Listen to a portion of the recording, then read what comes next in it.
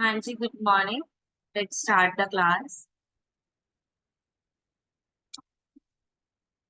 Is my screen visible to all?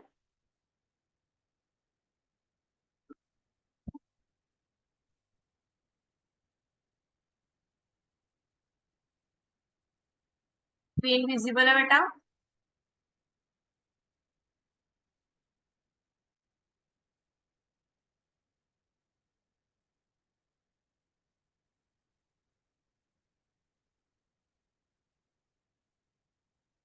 तो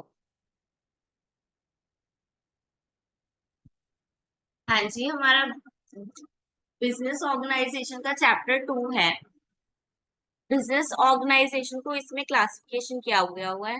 इनकी business enterprises के टाइप पूछे, ठीक है। There are 5 type. फर्स्ट होता है सोल प्रोप्राइटर। ठीक है, ये देखो, जैसे सोल प्रोप्राइटर मतलब कि एक सिंगल पर्सन अपनी कंपनी चला रहा है। जॉइंट हिंदू फैमिली बिजनेस, यानी कि पूरी फैमिली का एक बिजनेस है, that is joint Hindu family business. For example MDH, ठीक है, उनका पूरी फैमिली का एक ही बिजनेस है मसालों का। देन पार्टनरशिप, पार्टनरशिप यानी कि दो लोग आपस में पार्टनरशिप करके कोई बिजनेस चला रहे हैं। थर्ड इज कोऑपरेटिव सोसाइटी, यानी कि एक पूरी सोसाइटी, यानी कि अलग अलग डिफरेंट डिफरेंट लोग मिलके एक दूसरे की हेल्प कर रहे हैं, that is corporate society. Then joint stock company, यानी कि एक के बाद एक जुड़ रहा है, एक के साथ दूसरा जुड़ रहा है, दूसरे के साथ तीसरा जुड़ रहा है। ठीक है, तो अब एक एक करके पढ़ेंगे सबको। सोल प्रोप्राइटरशिप क्या होता है? Sole proprietorship refers to a form of business organisation which is owned, manage and control by individual. ठीक है, यानी कि पूरी की पूरी कंपनी, पूरी की पूरी ऑर्गेनाइजेशन एक ही पर्सन के द्वारा कंट्रोल भी की जा रही है, मैनेज भी की जा रही है और ओन भी की जा रही है। ठीक है, he is the recipient of all profit and bear all risk. ठीक है, अगर लॉस होगा तो भी उसका, प्रॉफिट होगा तो भी उसका। क्या फीचर है इसके? इजी फॉर्मेशन है, बन भी जल्दी जाती है और क्लोज भी जल्दी हो जाती है। एक ही मैन ओनर होता है, ठीक है, रिस्क भी उसी का ही होता है और प्रॉफिट भी उसी का ही होता है। अनलिमिटेड लाइबिलिटी, इसमें लाइबिलिटी कोई लिमिट नहीं है। लाइबिलिटी की कोई लिमिट नहीं है, जितना मर्जी वो लाइबिलिटी क्रिएट कर सकता है, यानी कि जितनी मर्जी वो कैपिटल लेके आए, जितनी मर्जी वो लोन ले, उसकी मर्जी। कोई सेपरेट एंटिटी नहीं होती, उस पर्सन के नेम से ही उसका बिजनेस चलता है। Lack of continuity of business, business जो है थोड़ा कम ही चलता है क्योंकि single proprietor. Then easy formation and closure, बोल दिया कि कोई लीगल फॉर्मेलिटीज नहीं है, ठीक है, कोई सेपरेट एंटिटी नहीं है, वो बना भी इजीली सकता है और बंद भी इजीली कर सकता है। वन मैन ऑनरशिप है, एक ही पर्सन है, वही ऑनर है और वही सारा बिजनेस कंट्रोल कर रहा है। रिस्क और लॉस और प्रॉफिट, जो भी लॉस होएगा वो भी वही बियर करेगा और जो भी प्रॉफिट होएगा वो भी वही अर्न करेगा। Unlimited liability, it means that on its personally responsible for payment of debt in case of accident and the business not sufficient to meet all the debt। ठीक है, वो अकेला ही लाइबल है, चाहे सोना खरीदे, चाहे मनी खरीदे, चाहे लोन ले, चाहे सोना दे, बेचे, जो मर्जी करे, वो अनलिमिटेड लाइबिलिटी किसी भी तरह क्रिएट कर सकता है। Proprietor and business are one and the same. Business और प्रोपराइटर वो दोनों एक ही होंगे सोल प्रोपराइटर के केस, कोई अलग से एंटिटी नहीं खोली जाएगी। Lack of continuity of business, ये बोल रहे हैं कि अगर उसकी डेथ हो जाती है, ठीक है, या कोई मिस हैपनिंग हो गई या कुछ, उसको जेल हो गई, इम्प्रिजनमेंट हो गई, अगर फिजिकल अलाइनमेंट हो गई या इंसॉल्वेंसी हो गई, कोई भी कंडीशन हो गई तो बिजनेस बंद हो जाए। ये नहीं है हम उसको बिजनेस को आगे किसी और को दे सकते हैं, नहीं, वो बिजनेस फिर वहीं पे बंद हो जाएगा। वो पर्सन के साथ ही रिलेट करता है सारा बिजनेस, पर्सन खत्म तो बिजनेस खत्म।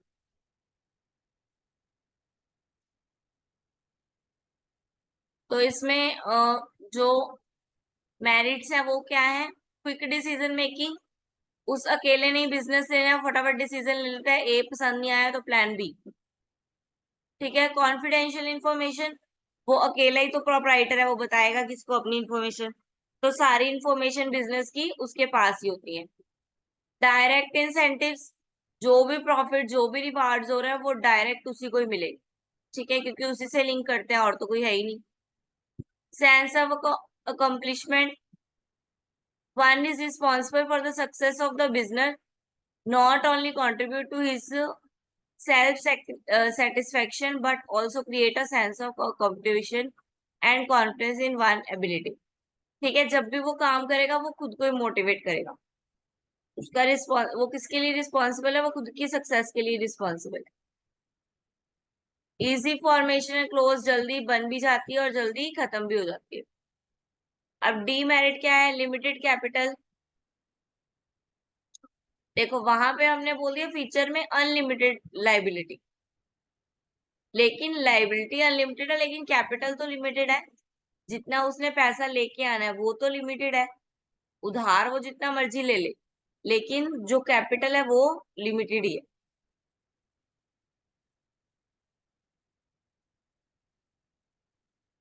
मैनेजीरियल एबिलिटी भी लिमिटेड है, सिंगल पर्सन है, जो उसको आता है बस वही कर सकता है, वो जो नहीं आता वो कैसे करेगा। लाइबिलिटी अनलिमिटेड है, डेट हो गए उसके ऊपर बोझ पड़ रहा है, ठीक है, अनलिमिटेड है, कितने मर्जी क्रिएट कर लो। बिजनेस की लाइफ लिमिटेड है, क्योंकि अगर वो मर गया या अगर वो इंसॉल्वेंट हो गया तो बिजनेस वहीं पे खत्म हो जाएगा। सॉल्वेंसी क्लियर हो गया बेटा। देन नेक्स्ट आ गया Hindu, joint Hindu family business, यानी कि एक पूरी फैमिली का एक ही बिजनेस है। A business owned and carried by the member of the Hindu undivided family, undivided यानी कि ज्वाइंट फैमिली, ठीक है, ये गवर्नमेंट के सेक्शन के अंडर आता है 1956 के अंडर। ये क्या कह रहे हैं, membership in the business is birth in the particular family, एक पर्टिकुलर फैमिली में जिसका भी बर्थ हो रहा है वो उस फैमिली का मेंबर बनता जाए, वो उस बिजनेस का मेंबर बनता जाए, ठीक है। एक कंट्रोलर होता है पूरे बिजनेस का, that is the head of the business, उसको बोलते हैं कर्ता, ठीक है, उसको बोलते हैं कर्ता। फैमिली का भी वही हेड होता है और वो बिजनेस को भी कंट्रोल कर रहा है, दैट इज कर्ता। एमडीएच में जैसे वो अंकल थे ना बुजुर्ग से, दैट इज द कर्ता। All member have equal ownership right, सबके पास इक्वल ओनरशिप राइट होता है, सारे को पार्टनर्स होते हैं, यानी कि सब बराबर के पोजीशन पे होते हैं, कोई बड़ा कोई छोटा नहीं होता। फीचर्स क्या है इसके, फॉर्मेशन, और बनाने के लिए एटलीस्ट 2 मेंबर चाहिए, ठीक है, इस बिजनेस को बनाने के लिए एटलीस्ट 2 मेंबर चाहिए। और इसके कोई एग्रीमेंट नहीं करना पड़ता कि ये मेंबरशिप है कि नहीं, उसका अगर उस फैमिली में बर्थ हुआ है तो वो ऑलरेडी उस बिजनेस का मेंबर हो गया। और जो लाइबिलिटी होती है वो लिमिटेड होती है कर्ता पर, ठीक है। ऑल मेंबर की लाइबिलिटी लिमिटेड होती है, लेकिन जो कर्ता है उसकी लाइबिलिटी अनलिमिटेड होती है, यानी कि जो हेड है उसकी अनलिमिटेड, बाकी सब मेंबर्स की लिमिटेड। और जो कंट्रोल होता है वो सारा कर्ता के हाथ में होता है, सब डिसीजंस जो होते हैं वो कर्ता लेता है, ठीक है, मेंबर के साथ बातचीत करके। कॉन्टिन्यूटी, अगर डेथ कर्ता की हो जाती है तो नेक्स्ट एल्डर, नेक्स्ट जो उसका बड़ा बेटा होगा वो बिजनेस संभाल ले, ठीक है। देन माइनर मेंबर, जो भी इस फैमिली के माइनर मेंबर होते हैं, जो भी बर्थ लिया उन्होंने, जिन्होंने इस फैमिली में बर्थ लिया है इस बिजनेस में, वो सब माइनर मेंबर भी इसके मेंबर होंगे।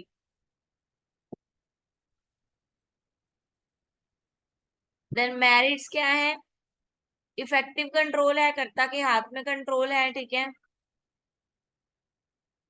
कॉन्टिन्यू बिजनेस है, बिजनेस बंद नहीं होगा, नेक्स्ट नेक्स्ट को दिया जाएगा।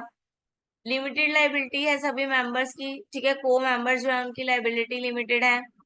लॉयलिटी इंक्रीज होती है एक दूसरे पर, ठीक है, एक ही फैमिली के मेंबर है तो लॉयल ही रहेंगे एक दूसरे के साथ, सबका बिजनेस है। डीमेरिट क्या है, रिसोर्सेज लिमिटेड है, फैमिली तक ही सीमित है, जो जो फैमिली को आता होगा बस वहीं पे लिमिटेड रहेंगे। कर्ता की लाइबिलिटी लिमिट अनलिमिटेड है, कर्ता कहीं से भी लोन, कितना भी लोन ले सकता है, बाद में उसकी पूरी फैमिली को भुगतना पड़ेगा।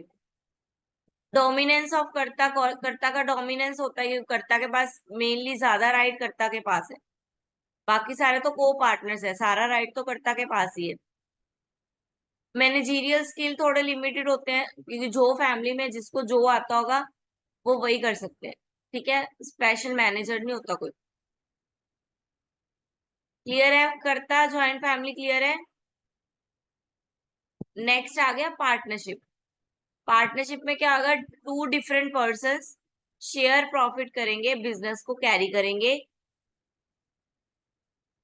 ठीक है।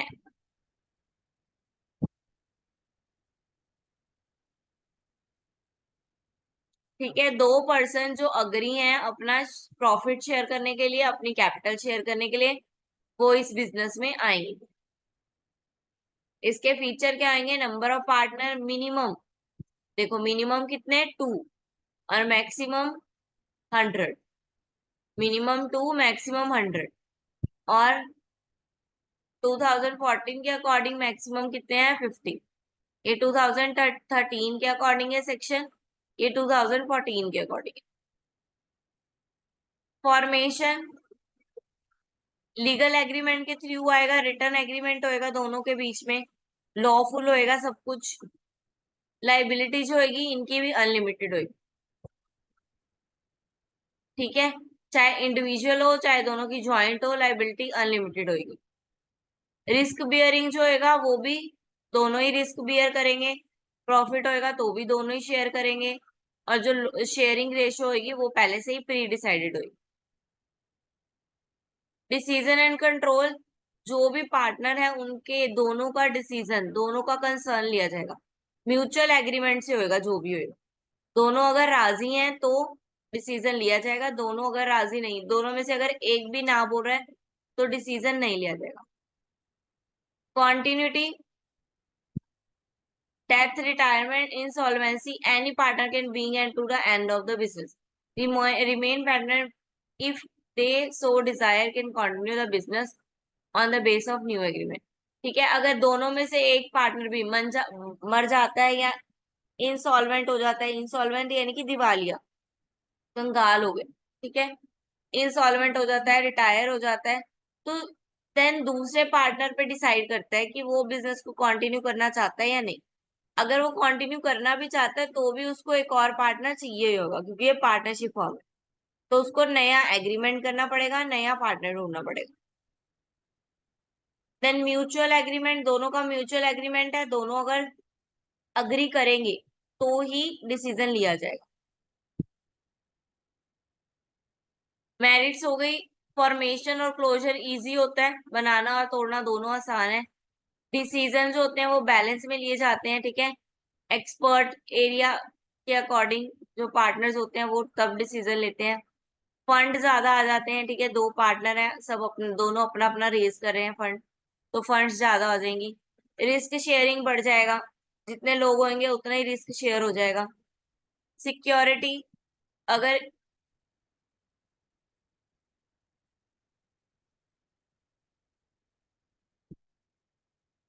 पार्टनरशिप पे ऐसी कोई बाउंडेशन नहीं है कि उसको अपनी सारी इंफॉर्मेशन जो है वो ट्रांसपेरेंसी रखनी है, यानी कि सारी इंफॉर्मेशन देनी देनी। देन डीमेरिट्स आ गई, लाइबिलिटी अनलिमिटेड है, दोनों की लाइबिलिटी अनलिमिटेड है, जितने मर्जी रिसोर्सेज इकट्ठा करो, सॉरी जितनी मर्जी लाइबिलिटी इकट्ठी करो, लेकिन जो रिसोर्सेज है वो लिमिटेड ही रहेंगे, हर केस में रिसोर्सेज जो है वो लिमिटेड ही है। कंफ्लिक्ट पॉसिबल है, अगर दोनों के ओपिनियन मैच नहीं करेंगे तो दोनों में कंफ्लिक्ट हो सकती है। कॉन्टिन्यूटी का लैक हो सकता है, एक भी पार्टनर अगर रिटायर हो गया, अगर डेथ हो गई तो जो पार्टनरशिप फर्म है वो क्लोज होने के चांसेस बढ़ जाते हैं। पब्लिक कॉन्फिडेंस का लैक होता है, पार्टनरशिप फर्म में legally requirements to publish its financial reporting, कोई लीगल रिक्वायरमेंट नहीं होती कि उन्होंने अपनी फाइनेंशियल रिपोर्ट जो है वो लोगों को दिखानी है, इसलिए पब्लिक का कॉन्फिडेंस नहीं बन पाता।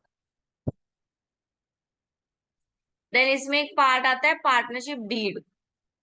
पार्टनरशिप डीड क्या होती है, डीड यानी कि दोनों का एग्रीमेंट, पार्टनरशिप एग्रीमेंट बोल सकते हैं इसको। ये एक रिटर्न फॉर्म में होता है। ये देखो यहाँ पे लिखा हुआ है रिटर्न फॉर्म में। इसमें सारी टर्म एंड कंडीशंस लिखी होती है कि इतने शेयर पे हमने प्रॉफिट शेयर करना है, इतनी हमारी लाइबिलिटी है, इतनी हमारी एसिड्स हैं, अगर लॉस होगा तो इतना इतना रेशो शेयर करेंगे। जो ए पार्टनर है वो इतना कैपिटल लेके आया है, जो बी पार्टनर है वो इतना कैपिटल लेके आया है, जो ए पार्टनर है उसका ये नाम है, बी का ये नाम है, सब इस डीड में क्लियर होता है। ठीक है, क्या क्या दिया होता है, नेम दिया होता है फर्म का, जो भी फर्म का नाम है, बिजनेस का नाम दिया होता है, उसकी लोकेशन दी होती है, टाइम दिया होता है कितने देर तक चलने वाला बिजनेस है, इन्वेस्टमेंट दी होती है कितनी कितनी की है हर पार्टनर ने, प्रॉफिट और लॉस की रेशो दी होती है कि इतना अगर लॉस हुआ तो इतनी रेशो शेयर होगी, प्रॉफिट हुआ तो इतनी रेशो शेयर होगी। ड्यूटीज एंड ऑब्लिगेशंस दी होती हैं कि कौन से पार्टनर ने क्या क्या ड्यूटीज परफॉर्म करनी। ठीक है, सैलरी दिया होता है वहां पे, गवर्नमेंट की सारी रिटायरमेंट एडमिशन दी होती है, इंटरेस्ट और टैक्स और ड्राइंग पे कितना मिलने वाला है वो सब रिटर्न होता है। फॉर्म सारा डिस्क्लोजर प्रोसीजर सारा डिस्क्लोज होता है। कौन से डिस्प्यूट सॉल्व करने के लिए कौन सा मेथड लगाया जाएगा वो भी क्लियर होता है वहां पे।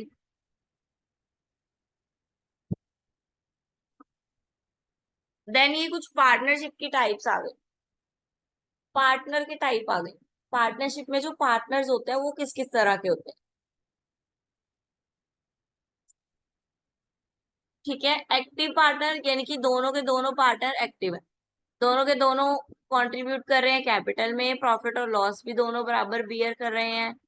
ठीक है, वर्किंग कैपिटल भी लेके आ रहे हैं, यानी कि ये दोनों पार्टनर जो है वो वर्किंग पार्टनर्स है, काम कर रहे हैं। देन आ गया स्लीपिंग पार्टनर। स्लीपिंग पार्टनर है जो डे की डे एक्टिविटी में पार्टिसिपेट नहीं करता, सिर्फ कैपिटल में कंट्रीब्यूट कर देता है, और जब प्रॉफिट और लॉस का शेयर देने आता है तब आ जाता है, बस। डे की डे एक्टिविटी में उसका कोई रिस्पॉन्स नहीं। देन सीक्रेट पार्टनर, ये कौन से पार्टनर है, ये वो पार्टनर है जो जनरल पब्लिक के अननोन में होते हैं, जनरल पब्लिक को पता ही नहीं होता कि ये भी पार्टनर है इसका। ठीक है, ये कैपिटल लेके आते हैं कंपनी में, प्रॉफिट भी लेते हैं, लाइबिलिटीज भी लेते हैं कंपनी के नाम पे। Then nominal partner, nominal partner कौन से होते हैं, ये वो पार्टनर है use of his her name by the firm but does not contribute to its capital. ठीक है, वो मतलब जिसके नाम पे हम फर्म चला रहे हैं, उसका नाम यूज करके हम फर्म चला रहे हैं, लेकिन उसका कोई कंट्रीब्यूट नहीं है हमारी firm.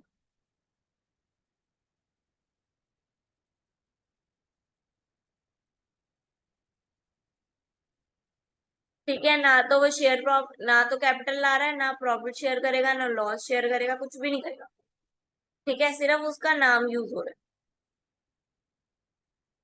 Then partner by estoppel, a person is considered a partner by estoppel if through his her conduct or behavior given an impression to other that he is a partner of the firm।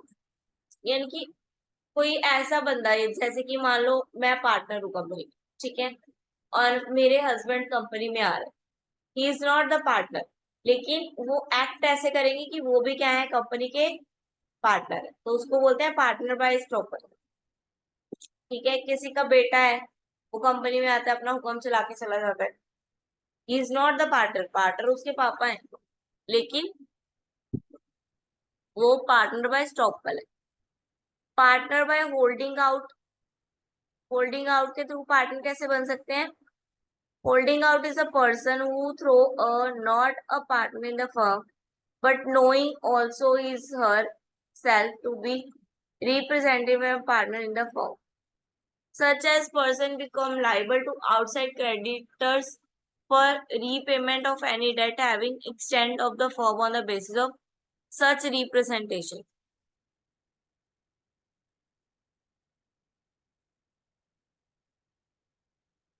ठीक है, holding out यानी कि जिसने कुछ hold किया हुआ है company का, ठीक है, क्रेडिटर्स को लाइबल है क्रेडिटर से, इसलिए वो क्या है, पार्टनर बाय होल्डिंग। हाँ जी, ये पढ़ो फटाफट क्या लिखा है, जल्दी पढ़ो, जहां पे समझ नहीं आया वहां पे पूछ ले। डिफरेंस पढ़ो तीनों का, पार्टनर्स का, सभी पार्टनर्स का डिफरेंस पढ़ो।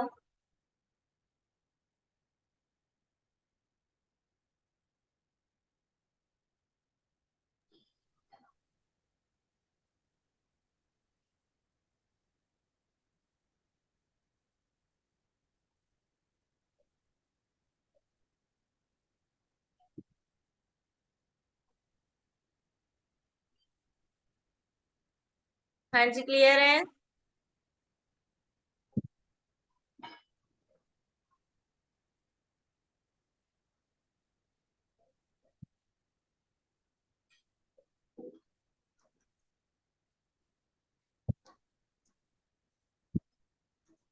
पढ़ लो फटाफट।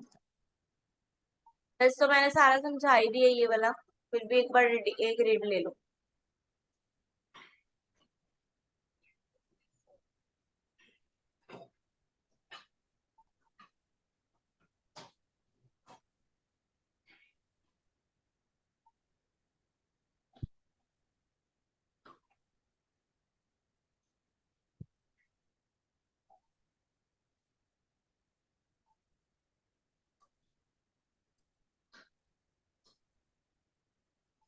पढ़ लिया, आगे चलें।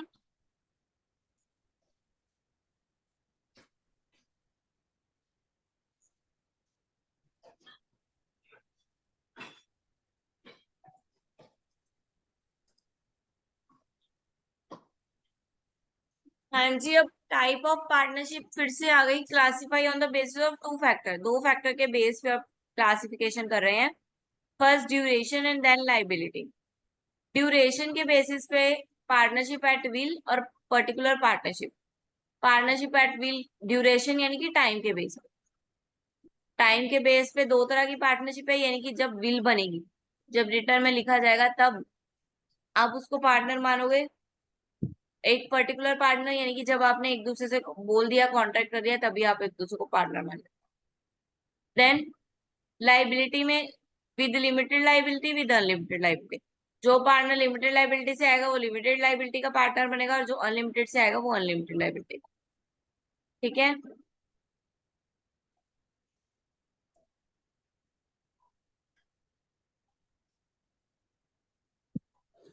देन आ गई हमारी कॉर्पोरेट सोसाइटी। कॉर्पोरेट सोसाइटी क्या बोल रही है, ये क्या है, voluntary associated of the person who join together with the motive of welfare of the member, protect the possible exploitation of middlemen। ठीक है, कॉर्पोरेट सोसाइटीज क्या होती हैं, ये जैसे हम कमेटी नहीं डालते, छोटी मोटी कमेटियां डालते हैं, आपकी मम्मियां कमेटियां डालती हैं, वो क्या कर रही हैं, वो एक और तरह की कॉर्पोरेट सोसाइटी है। जो ये कमेटी डाल रहे हैं, वो जो कमेटी डालने वाला है और जो ये आप सब मेंबर है उनके, आप सब क्या हो, एक तरह की कॉर्पोरेट सोसाइटी है। ठीक है, आप क्या कर रहे हो, एक जगह पे पैसा इकट्ठा कर रहे हो और जिसको जरूरत है उसको दे रहे हो। ठीक है, वेलफेयर के लिए काम कर रहे हो।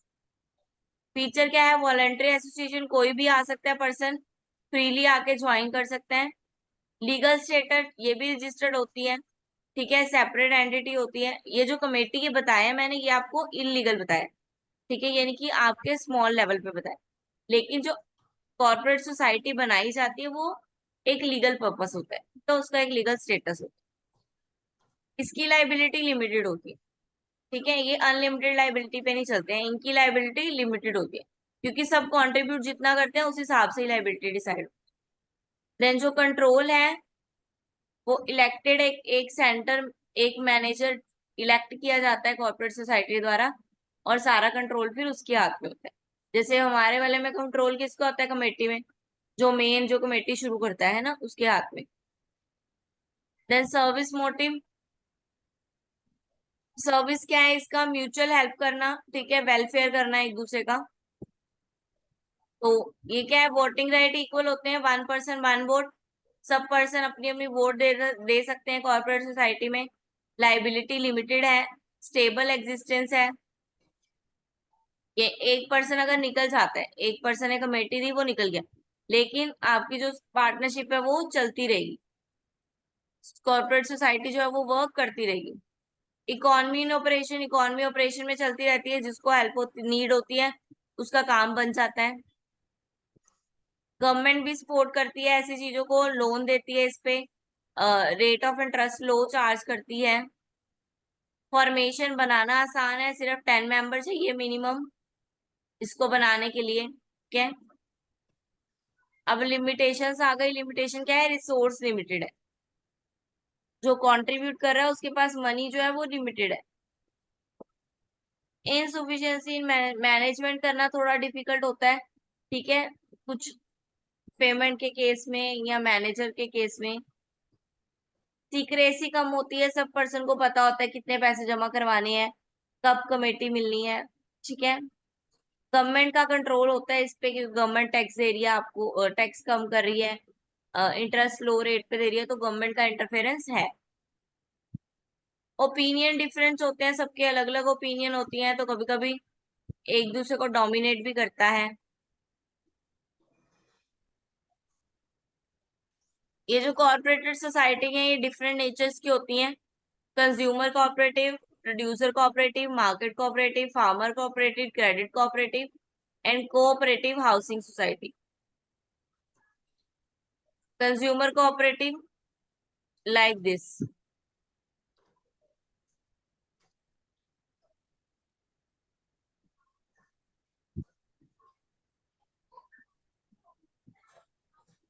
आपके इसमें है भी ये।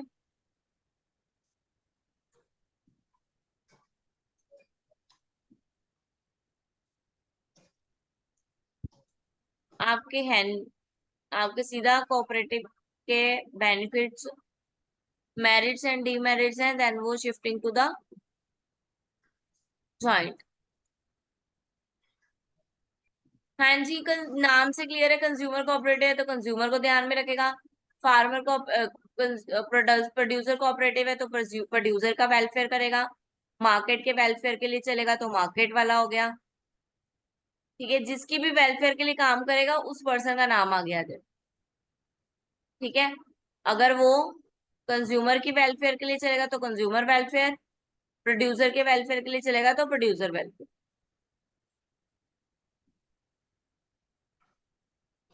Then joint stock company. Joint stock company क्या है? A company is an association of person formed और कैरी आउट बिजनेस एक्टिविटी, ठीक है। बहुत सारे पर्सन एक दूसरे के साथ एसोसिएट करते हैं, ठीक है। Independent of members, legal status होता है इनका, सभी मेंबर इंडिपेंडेंट होते हैं। आर्टिफिशियल पर्संस, कंपनी की एक अलग एंटिटी होती है, ठीक है। इंडिपेंडेंट मेंबर होते हैं, बाहर से मेंबर आए होते हैं।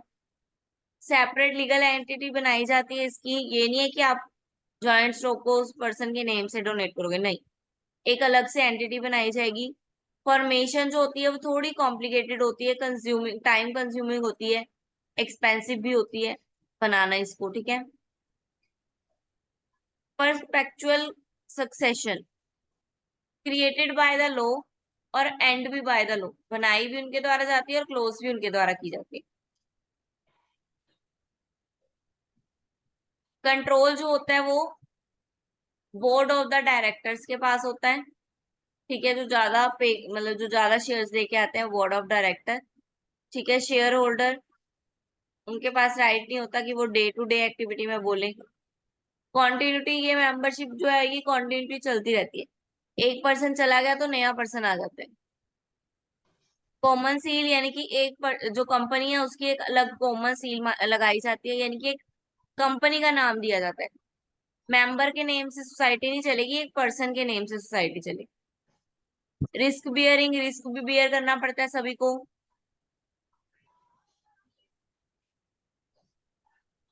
मेरिट आ गई, लाइबिलिटी लिमिटेड है। इंटरेस्ट जो है वो ट्रांसफर कर दिया जाता है ओनरशिप के लिए। एग्जिस्टेंस जो है वो डेथ के बाद, सॉल्वेंसी के बाद ये चलती रहती है, क्योंकि एक अलग से एंटिटी है इसकी। एक्सपेंशन का स्कोप ज्यादा है, जितने ज्यादा लोग जुड़ते जाएंगे उतना एक्सपैंड होता जाएगा। प्रोफेशनल मैनेजर्स मिल जाते हैं, ठीक है। जो अच्छे से मैनेज कर पाते हैं बिजनेस को। लिमिटेशन क्या है, थोड़ा सा कॉम्प्लेक्स है इसको क्रिएट करना। सीक्रेसी थोड़ी लैक है क्योंकि बहुत सारे लोग हैं, बाहर बाहर के लोग हैं, तो सीक्रेट नहीं रखा जा सकता कुछ भी। पर्सोनल वर्क इन्वायरमेंट, सबको अपनी अपनी सेपरेट ओनरशिप होती है, सबको अपना अपना काम करना होता है। रेगुलेशन जो है वो प्रॉपरली चलती हैं। लॉट ऑफ टाइम लगता है, मनी लगती है, एफर्ट लगता है इसमें। डिसीजन थोड़ा डिले हो जाता है क्योंकि सबसे अप्रूवल कराना पड़ता है, इतने सारे मेंबर हैं, सबसे अप्रूवल कराएंगे तो थोड़ा सा डिले हो जाएगा।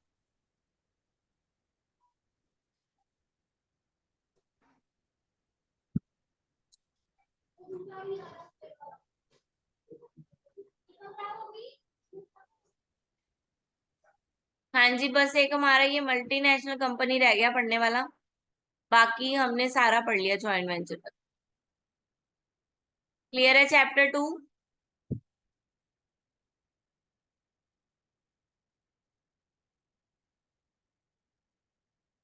समझ में आया सबको? और ये पीपीटी आपको मिल जाएगी।